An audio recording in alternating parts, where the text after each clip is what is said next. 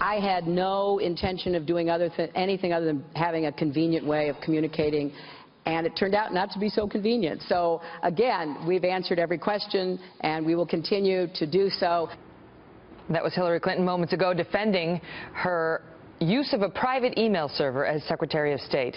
There are currently 150 FBI agents investigating that case. And last week we learned that her unsecured server contained the nation's most secretive and highly classified national secrets, though she denies that description. Shannon Coffin is a former Justice Department Assistant Deputy Attorney General and former counsel to Vice President Dick Cheney. Shannon, good to see you.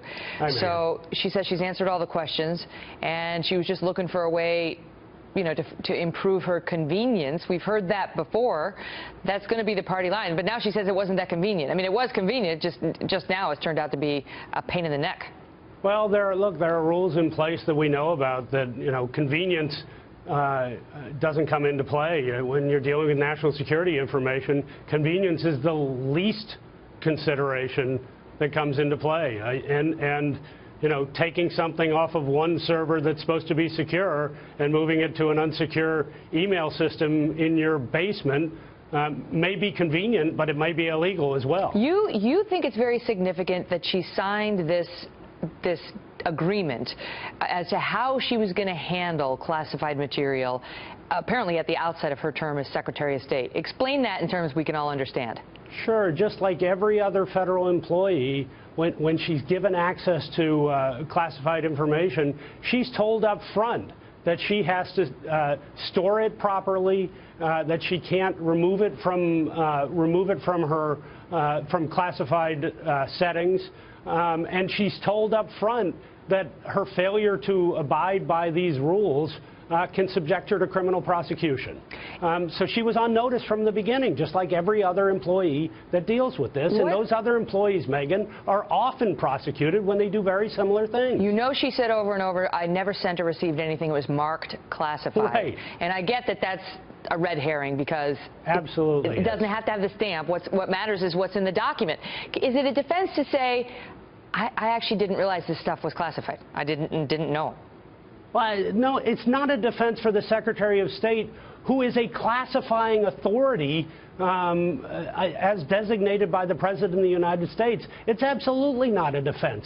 We've talked at length in the past about foreign communications. Those foreign communications are inherently classified, and as the Secretary of State, she would know that. And when you're talking about these top secret documents, Hillary, jeez, pardon me, Megyn, when you talk about these top secret documents, the very nature of the information is going to tip off that it's protected. What is most problematic in your view? The fact that they were kept on an unsecured server that may have been attacked. I mean, you got some former top defense officials under the President Obama saying, I guarantee you, it was hacked. It was hacked by the Chinese and the Russians. That, or the fact that she has admitted giving these documents to her lawyer, who does not, no question, does not have the necessary security clearance. Well, look, all of the above. Because don't that's forget what Petraeus did. He gave the documents to his biographer, who had a security clearance, if memory serves, but not the highest level. Don't forget this.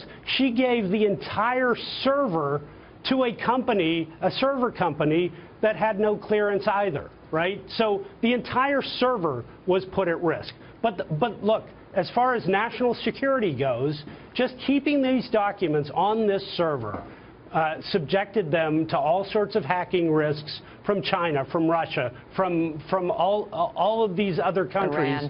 Iran. Exactly. So she was creating national security risks just by having the server. As my friend Jonah Goldberg likes to say, it's the server, stupid. Shannon, good to see you. Good to see you, too. Megyn. So is there really a chance that Hillary Clinton might be indicted? And if she is, what happens to this race? Kirsten Powers is a Fox News contributor and a USA Today columnist. Kirsten, good to see you. So I don't know what the chances are. I mean, I've heard smart lawyers say it could happen. And I've heard smart lawyers say it's a partisan witch hunt. If she gets indicted, what does happen? Well, first of all, I think the chances of her getting indicted are remote, and I'm not saying this from a legal perspective. I'm talking about it more from a political perspective. Because President Obama controls this DOJ? It's impossible to imagine the Justice Department moving forward with this, even if the FBI made a recommendation. There's no grand jury without the Justice Department being on board with this, and I just don't see them doing that, and President especially Obama in an would election presumably year. have to sign off on that. I mean, today, President Obama heaped praise on her. He seemed to be making very clear in Politico, this is who I'd like you to vote for. His comments about Bernie Sanders were not that laudatory, and his comments about her were. So he must believe she will be an Obama third term. He does not want to see her get indicted if that's the case.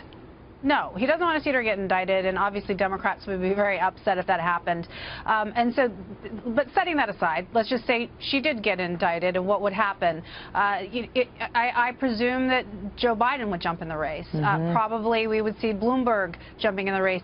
Michael Bloomberg, the former mayor of New York City, who has said he would only run if it was Trump or Sanders who was the candidate who would be running against. So essentially on the Democratic side would only want to run against Sanders.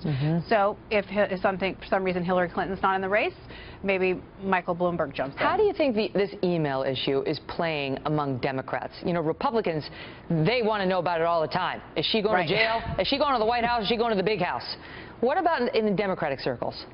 I don't think it's playing, it really is an issue that matters that much to your average Democratic voter, certainly not your Democratic base voter. It's something that they've decided to, they've taken her word on this, I think, which is that whatever happened was an accident. It was that, she didn't know it was classified after the fact, all the different explanations she's given, I think people are just taking at face value.